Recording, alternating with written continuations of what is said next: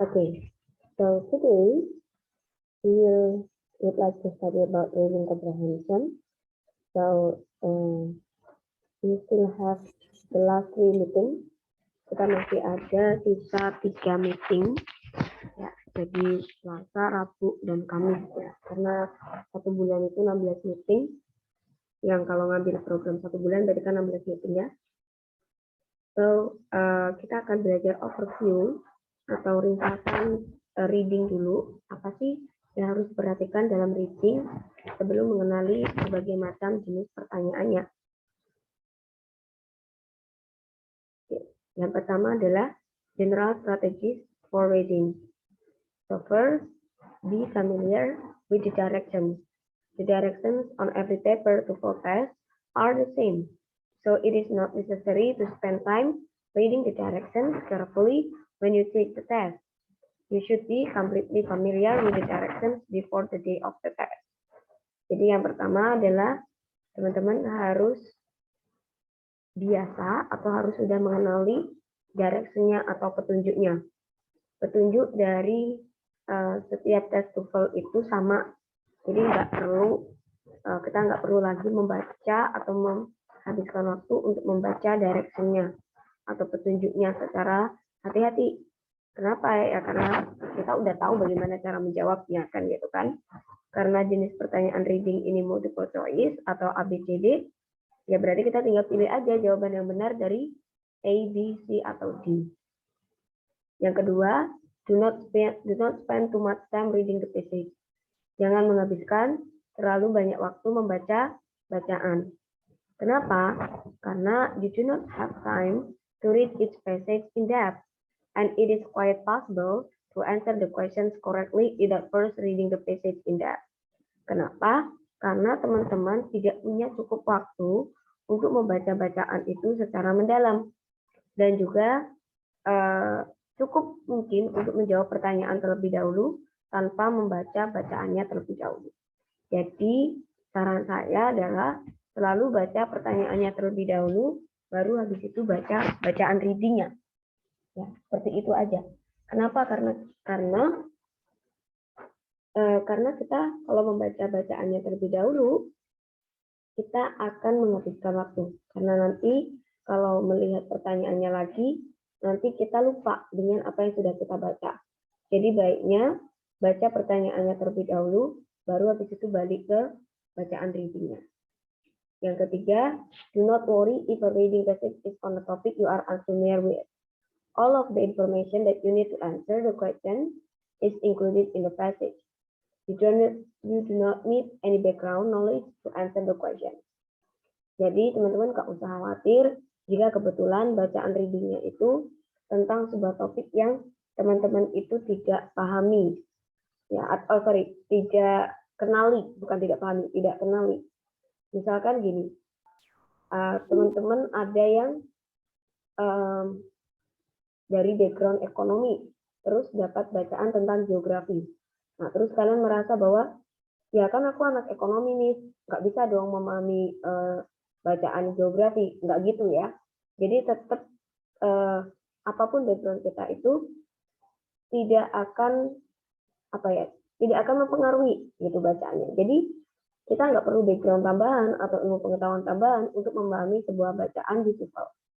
Karena apa? Karena semua pertanyaan yang ditanyakan itu jawabannya semuanya ada di bacaan seperti itu. Tetapi memang pada dasarnya ketika kita kebetulan background-nya sama dengan topik yang sedang diberikan, itu memberikan sebuah kemudahan sedikit kepada kita untuk memahami konteksnya. Misalkan saya kan orang pendidikan, jadi kalau misalkan saya orang pendidikan, dan misalkan saya mendapatkan tentang reading pendidikan, ya saya merasa lebih nyambung gitu, seperti itu. Oke. Kemudian yang keempat, do not spend too much time on a question you are unsure of. Jangan habiskan terlalu banyak waktu pada pertanyaan yang kalian itu nggak yakin, ya. Kenapa? If you do not know the answer to a question, simply guess and go on. You can return to this question later in the section if you have time. Jadi jangan terlalu menghabiskan banyak waktu untuk menjawab sebuah pertanyaan yang teman-teman rasa tidak yakin. Jika kalian tidak tahu jawabannya pada pertanyaan tersebut, langsung tebak dan lanjut. Simply guess and go on. You can return to this question later in the section if you have time. Teman-teman bisa kembali lagi ke pertanyaan ini nantinya jika kalian punya waktu seperti itu. Jadi kalau memang tidak paham, ya udah lanjut aja. Kenapa seperti itu? Karena teman-teman hanya punya waktu 55 menit untuk menjawab 50 pertanyaan. You only have 55 minutes to answer 50 questions. Jadi bisa dikatakan satu pertanyaan itu teman-teman hanya punya waktu sekitar 1 menit untuk menjawab. Padahal ada beberapa pertanyaan di dalam reading TOEFL itu yang perlu dijawab lebih dari 1 menit. Ada juga yang bisa dijawab kurang dari 1 menit. Nah, nanti kita harus waspada beberapa pertanyaan yang memang kita perlu waktu sedikit lebih banyak untuk menemukan jawabannya. Nah, maka dari itu teman-teman di sini kalau bisa, kalau misalkan terlalu lama menemukan jawabannya, mending move aja ke pertanyaan setelahnya. Jadi mending kita pilih pertanyaan yang memang mudah dan juga membutuhkan waktu yang lebih sedikit untuk mencari jawabannya dibandingkan memikirkan jawaban untuk pertanyaan yang lama kayak gitu atau yang perlu waktu lebih banyak, ya kan. Terus teman-teman nanti bisa balik ke pertanyaan yang tadi teman-teman kurang pahami atau belum dijawab. Tapi dalam catatan, kalau saya sendiri, dalam catatan teman-teman masih mengerjakan passage tersebut atau teks tersebut. Jangan ganti ke pertanyaan setelahnya pada passage yang berbeda. Misalkan gini, reading itu kan ada 50 pertanyaan. Biasanya satu teks atau satu bacaan itu punya 10 pertanyaan. Jadi bisa dikatakan teman-teman nanti di reading TOEFL itu akan menghadapi 5 passage. You will face 5 passages, akan menghadapi 5 bacaan. Dan satu bacaannya itu memiliki 10 pertanyaan. Nah, dari 10 pertanyaan itu pasti ada pertanyaan yang mudah, ada pertanyaan yang sedikit menantang. Nah, saya sarankan teman-teman jangan move atau jangan pindah ke bacaan kedua jika pertanyaan pada bacaan pertama itu belum selesai. Kenapa seperti itu? Kalau teman-teman sudah pindah ke teks yang kedua, ketiga, dan teman-teman masih meninggalkan pertanyaan yang belum terjawab pada teks pertama, itu nanti kalian akan kesulitan lagi karena harus membaca ulang bacaannya seperti itu. Dan it's not easy ya, karena nggak mudah. Kan udah lupa gitu, tadi topiknya apa ya, nah berarti harus membaca ulang seperti itu. Terus yang kelima, guess to complete the section before time is up. Coba untuk menebak atau melengkapi semua seksi sebelum waktunya habis. Nah, reading ini bisa dikatakan adalah sisa ya kan, atau skill terakhir yang teman-teman harus kerjakan. Kalau listening itu kan bakal selesai waktunya bersama-sama ya. Dalam artian ketika audionya bunyi ya bakal selesai juga gitu ketika audionya berhenti. Kalau struktur juga tidak bisa diganggu gugat. Kalau 25 menit habis ya udah habis, kita nggak bisa tambah. Tapi berbeda dengan reading. Reading ini satu-satunya skill yang menurut saya kita harus sisakan waktu beberapa menit pada di akhir sesi ya, supaya kita bisa ngecek jawaban dari listening, struktur, dan juga reading. Untuk memastikan bahwa kita sudah melengkapi atau sudah menjawab semua sesi. There is no penalty for guessing, so it can only increase your score to guess the answers to questions that you do not have time to complete. Ingat, tidak ada pengurangan untuk karena jawaban yang salah. Jadi, mending teman-teman jawab semuanya, ya kan? Karena tidak ada pengurangan nilai, tidak seperti SBMPTN. Jadi, mending dijawab semuanya. Terus kalau misalkan betul, ya alhamdulillah. Kalau tidak, ya sudah, gitu kan. Yang pasti, terus coba untuk melengkapi semua pertanyaan yang ada. Jangan sampai ada yang ditinggalkan satupun, seperti itu. Sampai sini dulu. Ada yang ingin tanyakan? Any question, teman-teman, tentang skill umum untuk mengerjakan reading ini? Sebelum kita masuk ke jenis-jenis pertanyaan pada reading.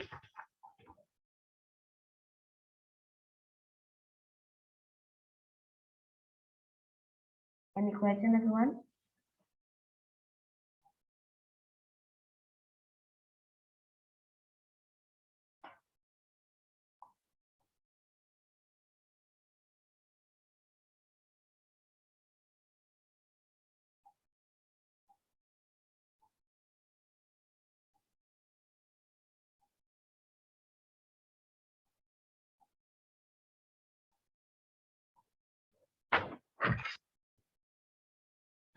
Ayo teman-teman, ada pertanyaan? Sebelum kita lanjut ke skill macam-macam pertanyaan reading.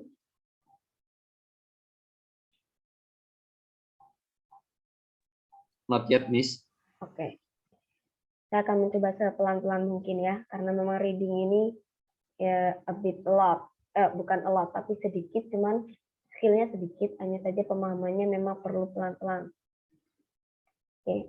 Yang pertama, ada jenis pertanyaan yaitu main idea, main topic, dan main purpose. Biasanya contoh soalnya seperti ini. What is main idea of the passage? What can be, what is the best title for the passage? Atau what is the main topic of the passage? What is main purpose of the passage? Atau the purpose of the author is bla bla bla. Banyak ya, intinya ada kalimat seperti idea, topik, purpose, atau title seperti itu. Pertanyaan ini biasanya muncul di soal nomor 1 atau soal paling akhir. Tapi kebanyakan dia muncul di awal. Nah, ketika muncul di awal setelah passage selesai, habis itu kita menemukan pertanyaan seperti ini, bukan berarti kita harus membaca semua, ya. Kita cukup fokus pada baris pertama tiap paragraf. Ingat sekali lagi, fokus on first sentence, first line of each paragraph. Jadi misalkan ada 3 paragraf, maka teman-teman nggak usah baca semuanya. Cukup fokus pada baris pertama tiap paragrafnya.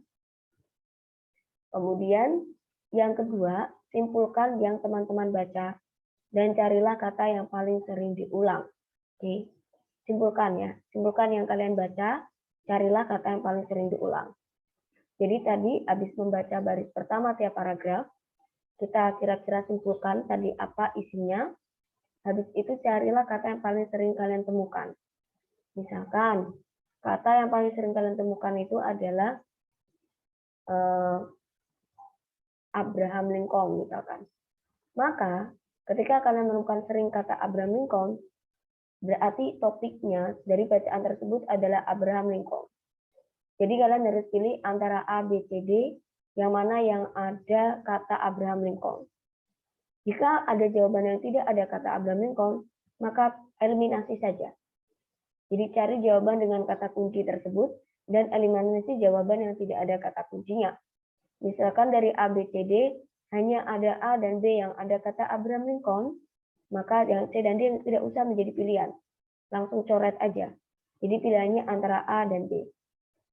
Setelah itu, cari jawaban yang tepat berdasarkan teks.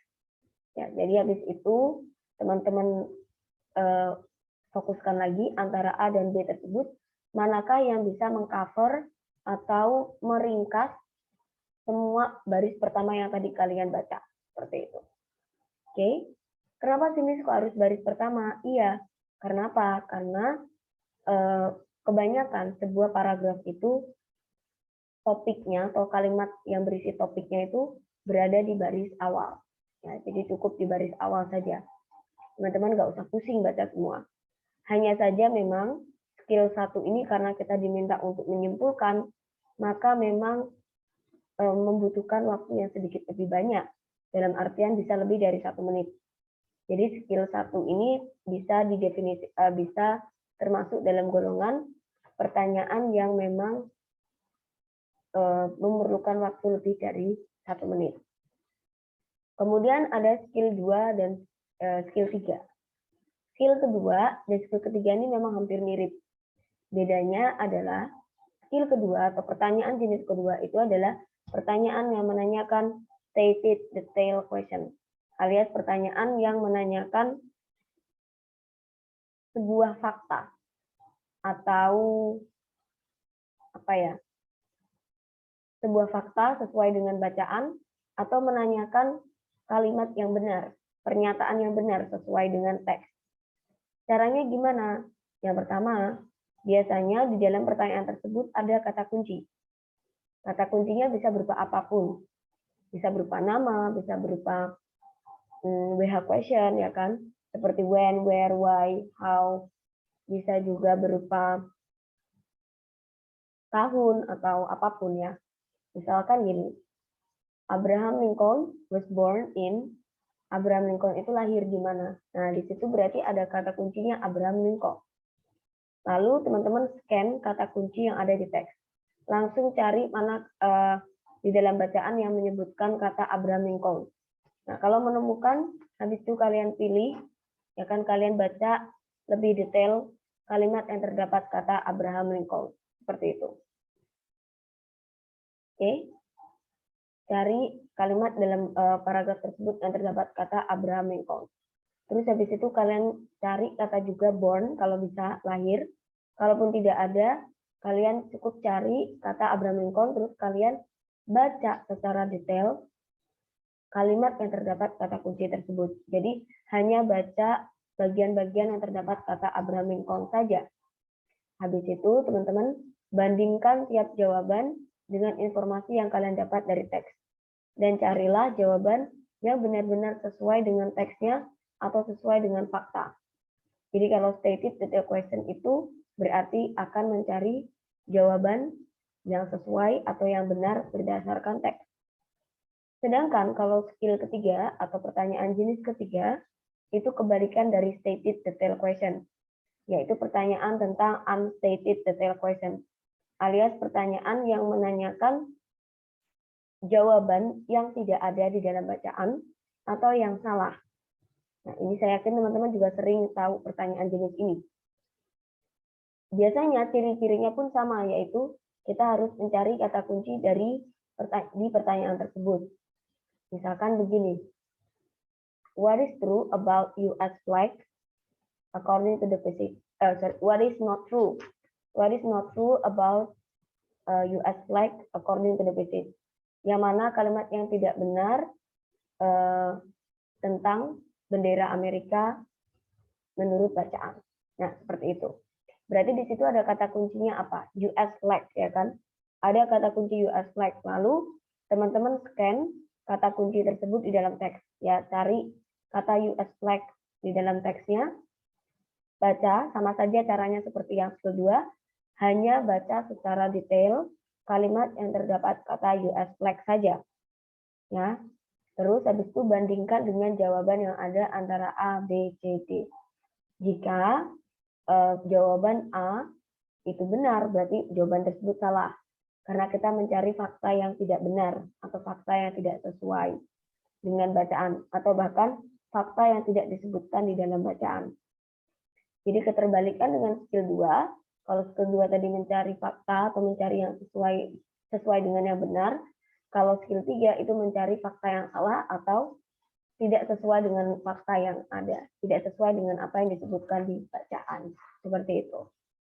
Nah, biasanya kalau pertanyaan jenis ini, ketika saya pribadi ya, ketika saya sudah menemukan jawaban yang salah, misalkan di jawaban A atau B, maka saya tidak akan mempertimbangkan C dan D.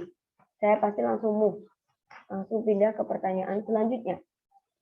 Ya, kenapa kita harus mempertimbangkan jawaban lainnya kalau kita sudah menemukan jawaban yang tepat? Seperti itu.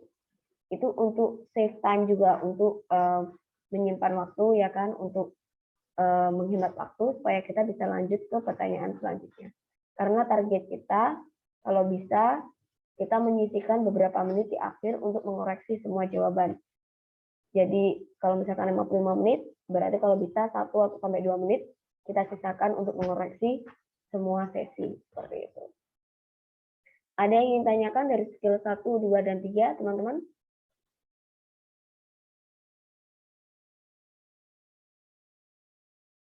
Any question? Miss mau nanya. Berarti itu kalau misalnya soal reading, dia jawabannya itu emang selalu on the text atau dia kayak apa ya, membuat kalimat baru tapi meaningnya sama dalam teks gitu atau gimana? Oh, maksudnya yang apakah jawabannya akan menggunakan kata yang sama persis atau menggunakan kata lain tapi memiliki makna yang sama seperti itu tuh ya. Nah, terima kasih pertanyaannya. Itu pertanyaan bagus banget. Jadi di reading ini biasanya 50-50 sih, Mas. Kebanyakan memang akan menggunakan kata yang berbeda tapi memiliki meaning yang sama seperti listening. Kalau listening kan begitu ya. Tetapi ada juga beberapa pertanyaan yang dia akan menggunakan kata yang plek atau sama dengan apa yang ada di bacaan. Seperti itu. Hanya beberapa saja. Tapi kebanyakan memang akan menggunakan kata yang berbeda tapi memiliki makna yang sama. Seperti itu. Oke. Ada lagi pertanyaannya? Saya akan share di chat box. Saya akan share PDF reading pretest ya, biar kita bisa praktek langsung untuk mengerjakan soalnya. Kalau dibuat di WA aja boleh nggak, Miss? Soalnya agak susah downloading. Oh ya udah, ini sudah saya kirim ke chat box. Mungkin teman-teman yang bisa mendownload di chat box bisa download dulu. Saya sambil buka WhatsApp dulu. Makasih, Miss. Oke.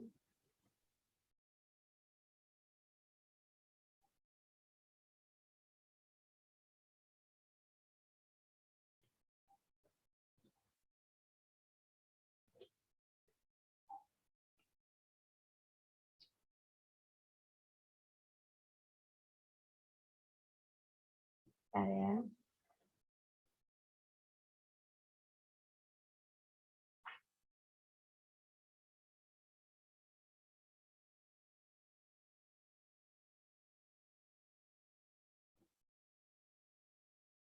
Oh, sudah ada yang mengirimkan ternyata di grupnya. Terima kasih ya. Sudah dibantu mengirimkan. Oke. Sudah dikirimkan ya Mbak Ara? Oke, makasih Mas Eleven. Oke. Bentar, itu tidak usah dikerjakan semua. Saya akan memilihkan jenis-jenis pertanyaan dari skill 1, 2, dan 3. Nah, karena itu sudah menjadi sebuah reading asli, jadi tercampur. Nah,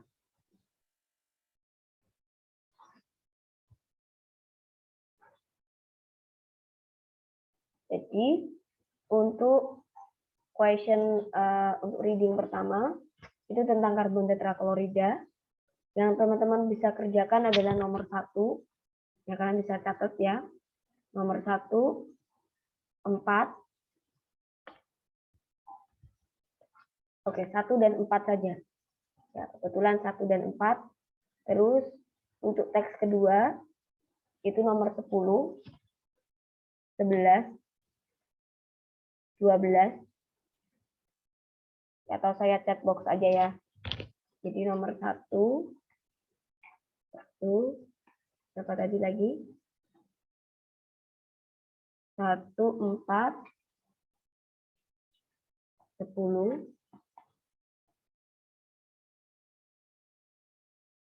terus 11, 12, 18. Terus kita lihat lagi. Passage ketiga itu adalah nomor 20,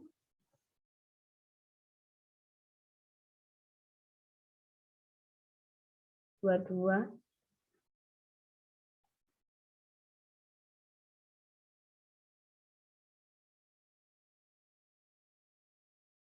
25, 25, terus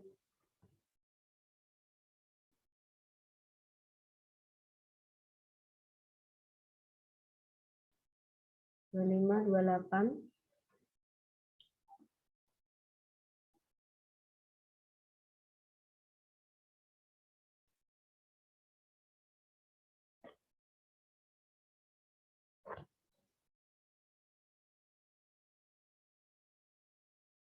terus 31,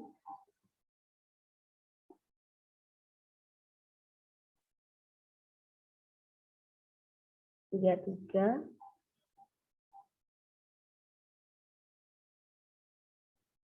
tiga, habis itu 37,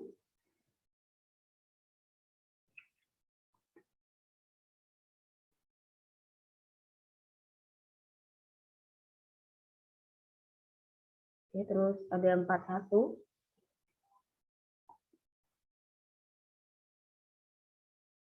oh no, 41 tidak termasuk, sorry.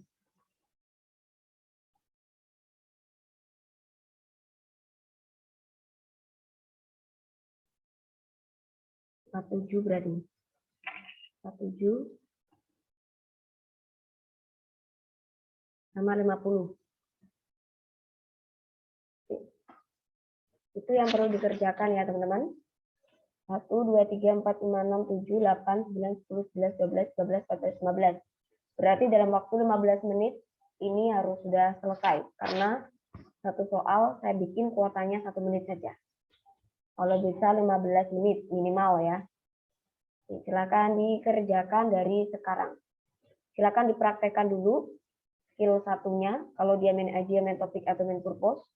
Terus dipraktekkan di skill kedua dan skill ketiga juga, kalau memang pertanyaannya adalah menanyakan fakta atau menanyakan kesalahan. Menanyakan fakta yang benar atau menanyakan fakta yang salah. Seperti itu. Oke? 15 menit dari sekarang.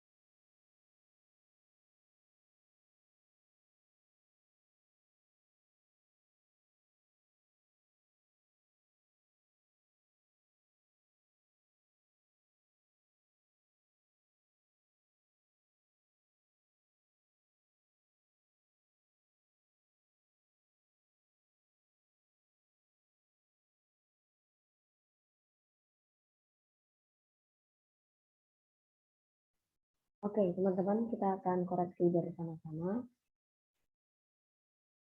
Oke, tadi nomor berapa aja? Nomor 1 ya? Oke, nomor 1 menurut teman-teman jawabannya apa? The main point of this passage is that kita harus baca baris pertama tiap paragrafnya ya. Carbon tetrachloride is a colorless and inflammable liquid that can be produced by combining carbon disulfide and chlorine. Despite its widespread use in industry, carbon tetrachloride has been banned for home use. Jadi karbon tetraklorida adalah sebuah cairan yang tidak berwarna dan mudah terbakar, yang bisa diproduksi dengan menggabungkan karbon disulfida dan klorin. Meskipun penyebarannya secara luas di industri, karbon tetraklorida itu sudah dilarang pada penggunaan rumah. Berarti jawabannya apa? Kira-kira yang bisa menggabungkan dua kalimat tersebut? Jawabannya apa, teman-teman?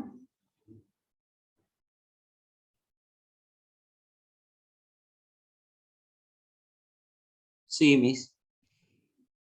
Jawabannya adalah C, ya. Although carbon tetrachloride can legally be used in industry, it is not allowed in home products. Ya, jadi di situ ada di paragraf pertama dijelaskan bahwa karbon tetraklorida itu adalah sebuah cairan yang dulunya memang terpakai di dunia terpakai. Terus habis itu di paragraf kedua ada kata-kata bahwa karbon tetraklorida sekarang sudah dilarang pada penggunaan rumah. Jadi jawabannya adalah C, yang bisa menggabungkan dua itu. Dan kebetulan juga topiknya adalah karbon tetrakloride.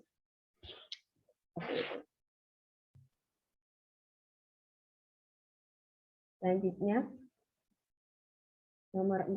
Kira-kira apa? According to the physics, before 1970, carbon tetrachloride was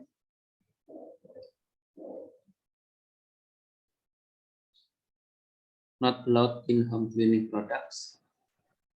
Oke, jadi di situ ada kata kuncinya apa? Ini skill kedua, kata kuncinya apa? Before 1970.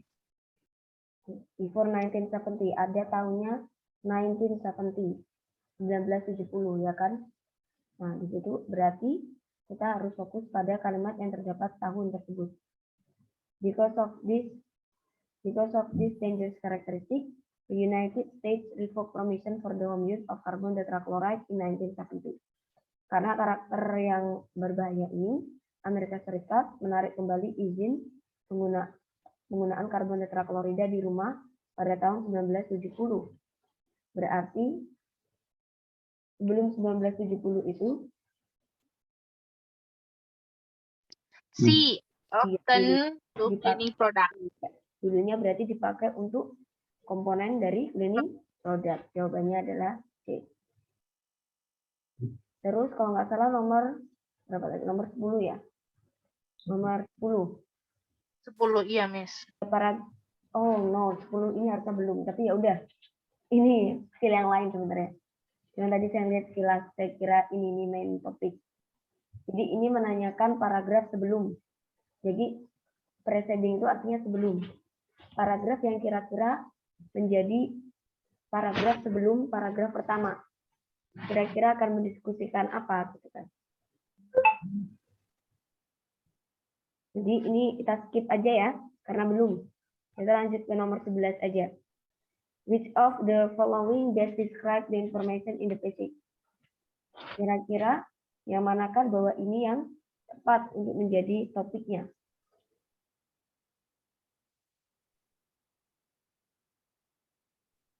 Kira-kira apa? Kita baca baris pertama tiap paragraf. Yang pertama. Yang A sih, Miss. Ya, yang pertama. The next artist in the survey of American artists is James Whistler.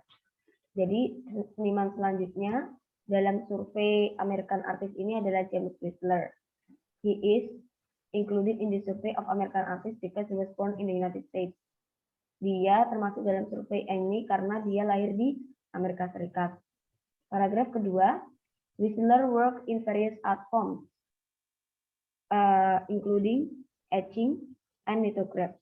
Ya, jadi Whistler bekerja di various art forms, ya kan? Di berbagai macam bentuk seni, termasuk etching dan lithograph. Jadi kira-kira kalau dua baris pertama di atas itu digabungkan, pilihannya apa?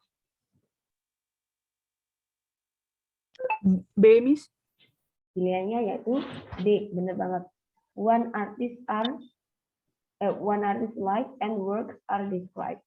Jadi kehidupan si artis atau kehidupan senimannya itu diungkap, terus juga karya-karyanya juga dijelaskan. Maka jawabannya adalah B. Nomor 12. Whistler is considered an American artist. Dia 12 A, Miss. Iya, jelas ya. Kenapa? Karena dia adalah lahir di Amerika. Makanya dinamakan seniman Amerika. Jawabannya adalah A.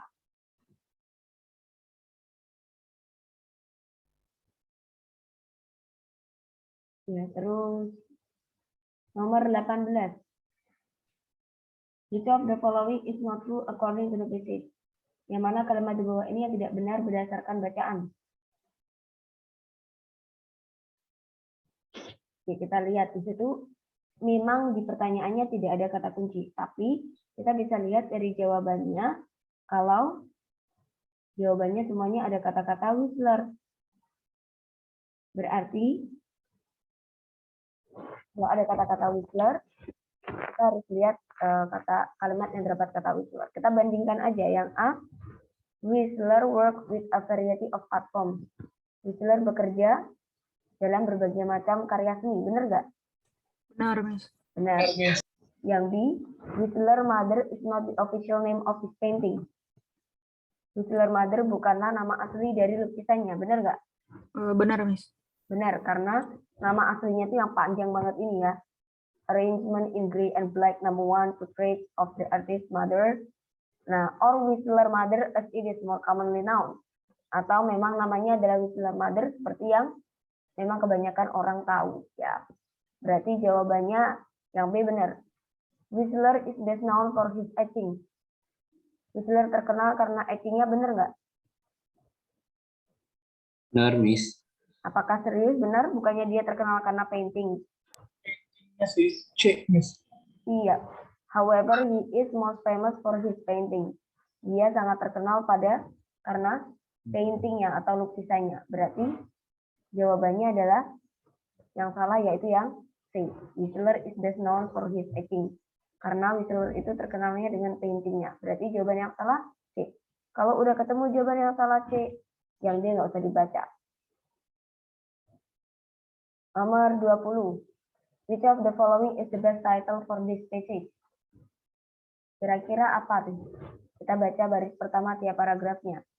The location of stars in the sky relative to one another do not appear to the naked eye to change. And as a result, stars are often considered to be fixed in position. In reality, so stars are always moving. But because of the tremendous distances between stars themselves and from stars to us, the changes are barely perceptible here. Berarti kira-kira apa? Yang paling sering diulang kata-kata apa? Star. Ya nggak sih?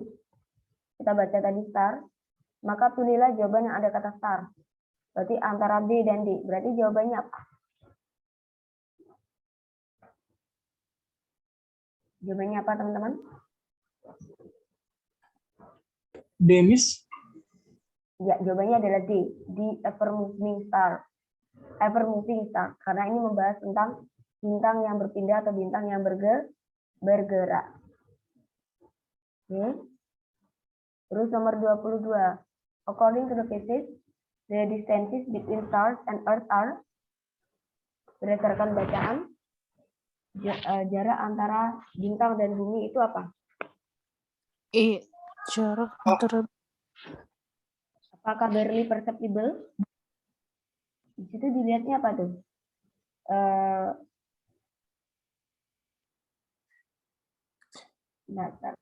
Ada kata-kata 22A. 22A coba, Miss. no, A itu perubahannya, Mbak. Di sini tanyakan adalah jarak. Oh, jarak. Jaraknya benar-benar luar biasa, ya nggak sih? Oh, tremendous. But because of the tremendous. Jadi kata tremendous itu sama kayak kata apa di pilihannya? Jawabannya adalah huge. Tremendous itu huge alias besar. Besarnya itu luar biasa. Nggak kehitung. Ya. Maka jawabannya adalah B. Yuk ya, Miss ya. Huge bacanya, ya. Nomor, apalagi betul. setelah 22 itu nomor 28, ya nggak sih? Oh, bentar. Ada yang telepon. 2, Miss.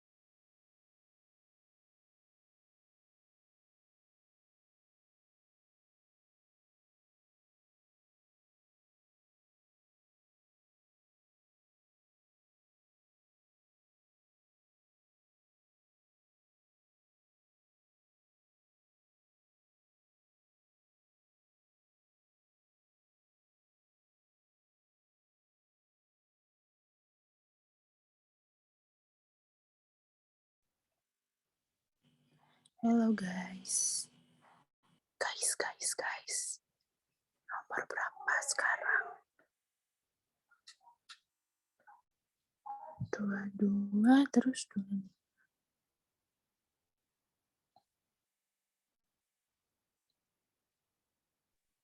Sorry teman-teman ya.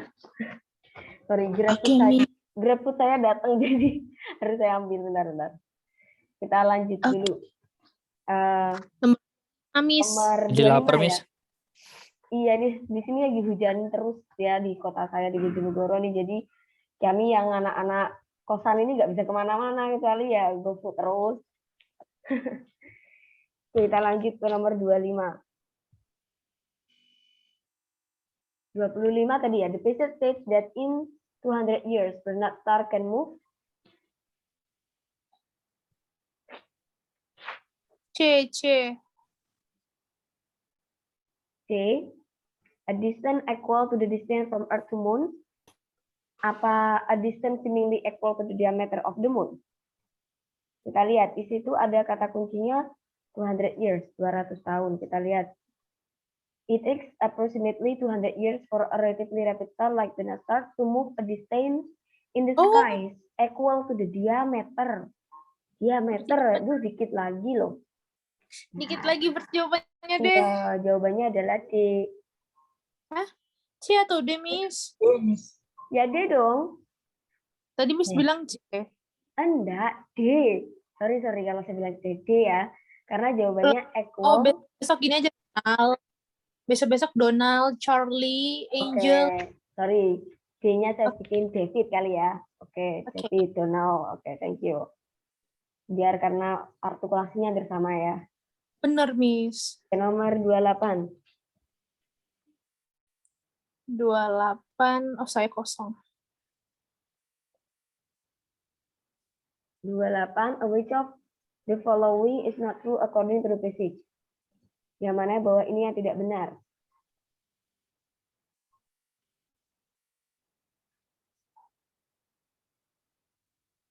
Yang tidak benar mana?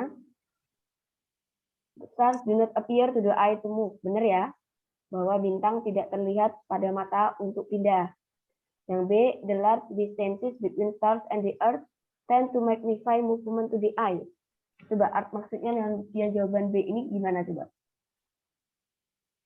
Jarak yang luar biasa antara bintang dan bumi itu cenderung bisa membuat mata menangkap pergerakan. Benar nggak berarti? Enggak, Miss. Iya, malah karena adanya jarak yang jauh itu, justru karena jarak yang jauh itulah malah tidak bisa kita melihat pergerakan bintang. Bintang. Oke, selanjutnya. Jadi jawabannya salah adalah yang C ya. Kalau sudah menemukan jawaban yang salah yang C, ya nggak usah dipertimbangkan yang C dan D-nya. Seperti itu. Oke, selanjutnya nomor 31. Yang salah B, Miss ya. Yang salah B, Mbak. Memang itu cukup panjang sih kalimatnya, tapi intinya itu salah. Dia emang sengaja bikin Sebenarnya panjang. tuh yang paling, kalau saya paling malas itu sih nyari intisari dari cerita itu kayak, oh my God. Mau nggak mau kan harus membaca, Miss ya. Baca dan sebenarnya pada akhirnya, Mbak, sadar gak sadar kita tuh akhirnya tuh membaca semua sih. Cuman Iya, betul. pertanyaan itu tidak perlu kita baca semuanya di awal. Itu poinnya di reading. Jadi kadang satu pertanyaan itu cuma bisa kita dapatkan jawabannya hanya dari satu baris saja. Cuman nanti itu kita pada akhirnya itu akan membaca semuanya. Makanya paling enak itu kalau menurut saya untuk menjawab pertanyaan tentang main idea, main topik itu di akhir aja. Gitu. Ada kalau di akhir secara langsung kita itu udah baca semuanya. Dan kita tuh udah ada intisari di otak kita, oh intinya tentang ini gitu. Jadi udah ada bayangan. Tetapi kalau kita mengerjakan main idea, main topiknya terlebih dahulu, ya memang mau nggak mau kita menyimpulkan. Tetapi bagusnya kalau kita mencari main topik, main idea-nya dulu, kita ngejawab itu, bagusnya kita sudah punya sedikit bayangan tentang isi dari bacaan tersebut. Iya. Jadi ada plus minusnya ya. Nah itu tergantung teman-teman maunya seperti apa.